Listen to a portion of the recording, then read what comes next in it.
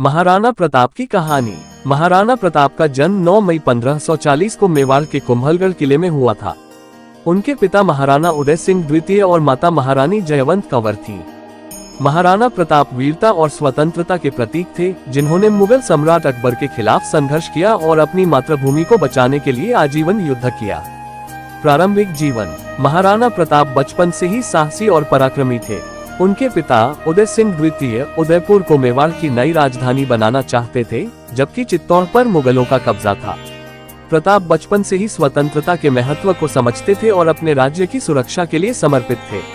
अकबर और महाराणा प्रताप का संघर्ष।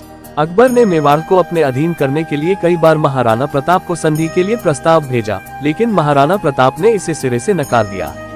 उन्होंने कभी भी अकबर के आगे झुकने से इनकार किया। ये संघर्ष 1576 में हल्दी घाटी की प्रसिद्ध लड़ाई में चरम पर पहुंचा। हल्दी घाटी का युद्ध 1576।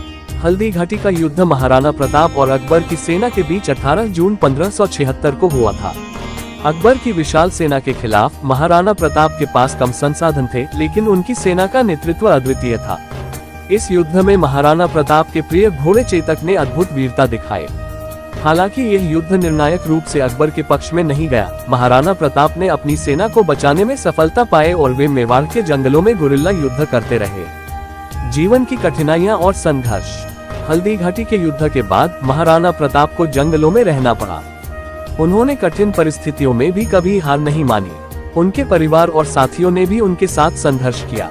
प्रताप का उद्देश्य स्पष्ट था, मेवाड़ को मुक्त करना। उन्होंने कई बार मुगलों को हराया और अंततः मेवाड़ के अधिकांश हिस्सों को वापस जीत लिया। मृत्यु। महाराणा प्रताप का निधन 19 जनवरी 1597 को हुआ। अपनी पूरी जिंदगी में उन्होंने कभी अकबर की अधीनता स्वीकार नहीं की और स्वतंत्रता के लिए लड़ते रहे। उनकी वीरता और देशभक्ति आज भी भारतीय इतिहास में स्वर्ण अक्षरों में अंकित है। महाराणा प्रताप की कहानी संघर्ष, वीरता और स्वाभिमान की अमर गाथा है।